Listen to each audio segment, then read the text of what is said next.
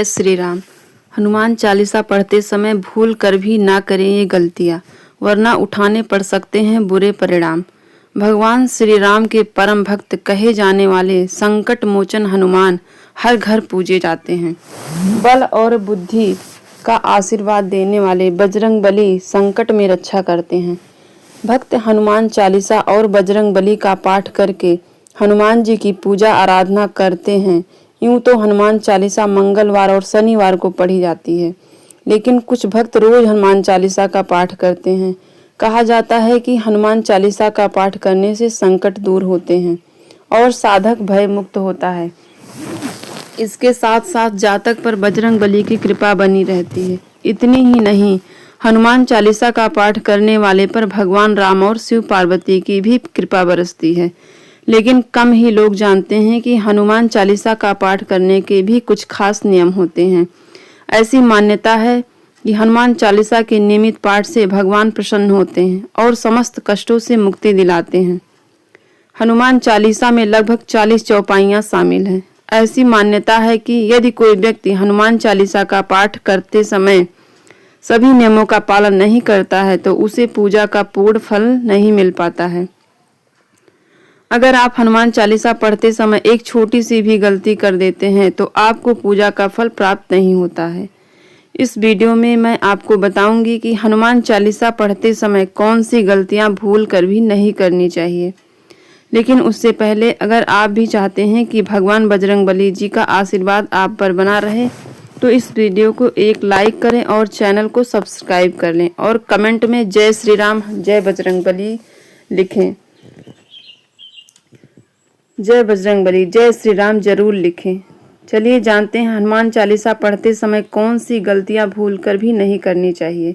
भगवान गणेश का ध्यान हनुमान चालीसा का पाठ करने से पहले जरूर करना चाहिए। इसके साथ ही कुल देवी देवताओं का भी स्मरण करें।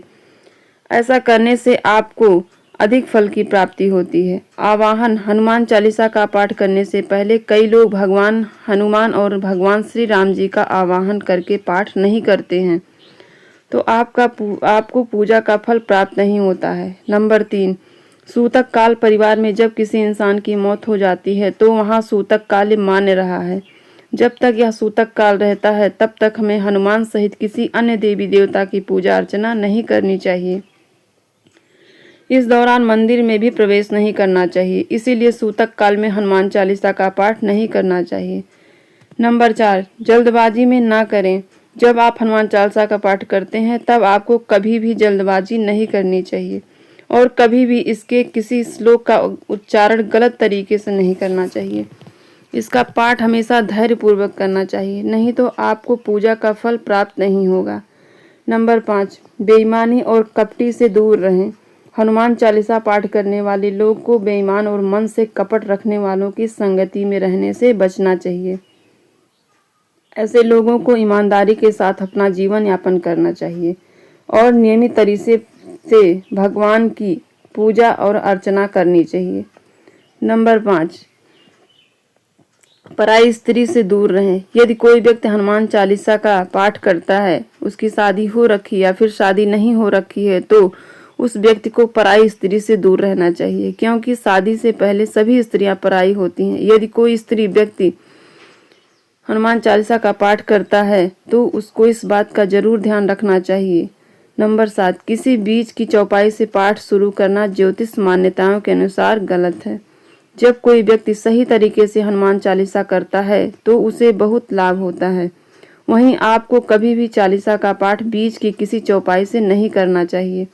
यदि आप हनुमान चालीसा पढ़ने जा रहे हैं तो इसके एक साथ पूरा क्रमबद्ध तरीके से पढ़कर ही उस स्थान से उठना चाहिए। कभी भी बीच की किसी भी चौपाई से पाठ शुरू ना करें।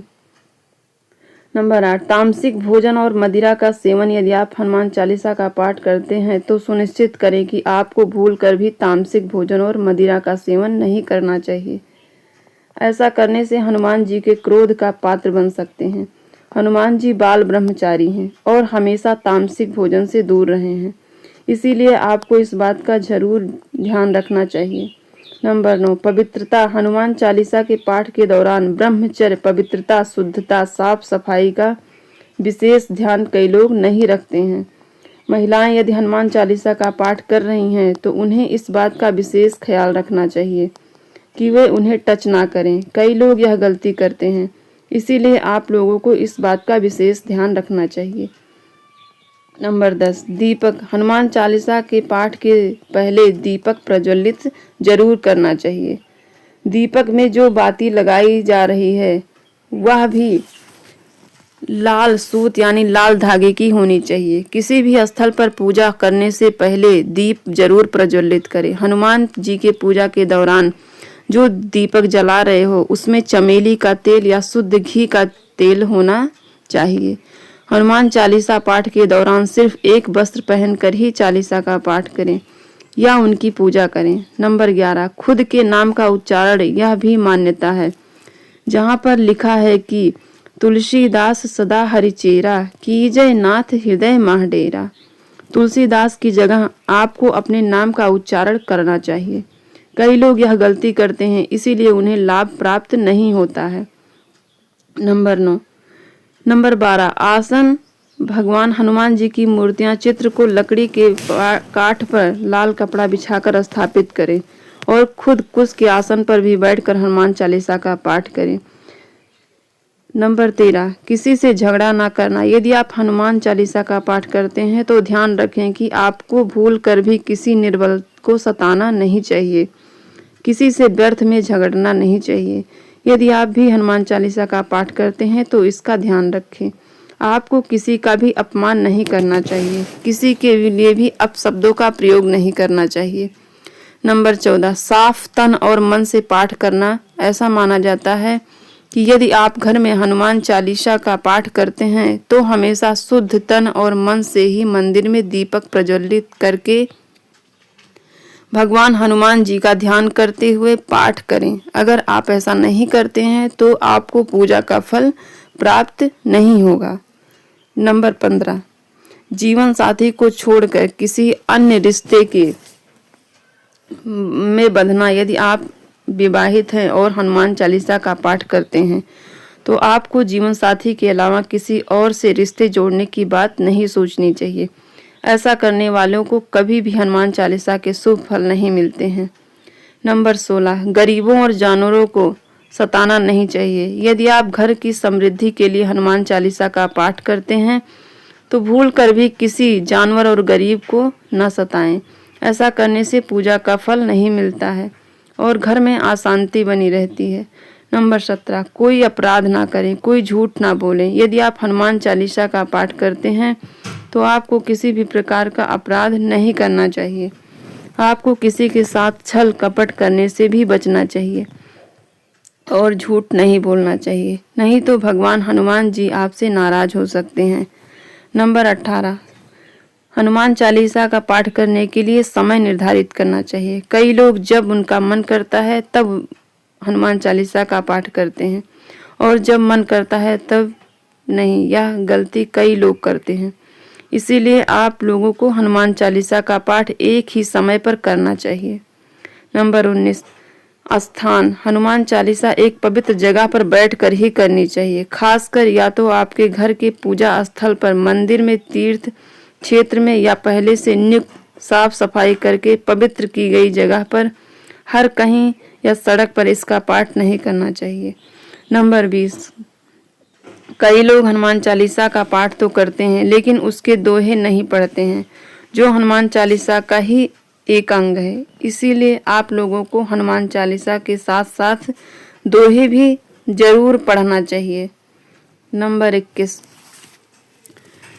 हनुमान चालीसा का पाठ करने से पहले उनके चित्र या मूर्ति को पवित्र जल से पवित्र करके उन्हें तुलसी की माला या जनेऊ पहनाकर भक्ति भाव से उनकी पसंद का भोग अर्पित करना चाहिए।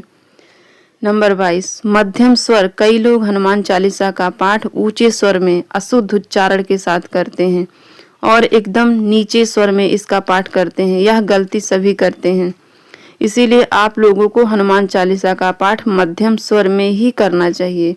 नंबर 30, 3 पहर में हनुमान चालीसा। अगर आप हनुमान चालीसा का पाठ रोज करते हैं तो मंगलवार के दिन 3 पहर में आपको हनुमान चालीसा का पाठ करना चाहिए। यह दिन हनुमान जी का खास दिन होता है और इस दिन 3 बार पाठ करके साधक को फल मिलता है। इसके अलावा साधक को शनिवार को भी हनुमान जी की पूजा के साथ साथ हनुमान चालीसा का पाठ करना चाहिए। इससे न केवल साधक को हनुमान जी की कृपा मिलेगी बल्कि इससे शनिदेव का भी प्रकोप कम हो जाता है। जिन लोगों पर शनि का कोप चल रहा है या जिनकी कुंडली में शनि कमजोर स्थान पर है, उन लोगों को शनिवार को हनुमान चालीसा का पाठ जरूर करना चाहिए। नंबर 24, हनुमान जी को छूना महिलाओं को मना होता है क्योंकि वे बाल ब्रह्मचारी थे। इसीलिए ना तो हनुमान जी को वस्त्र चढ़ा सकते हैं और ना ही वे जल से हनुमान जी को स्नान करा सकती हैं। मगर बिना जल चढ़ाए कोई भी पूजा अधूरी मानी जाती है। इसलिए महिलाओं को हनुमान चालीसा का पाठ करने से पहले अपने सामने एक कलश में पानी भरकर रख लेना चाहिए और चालीसा पढ़ने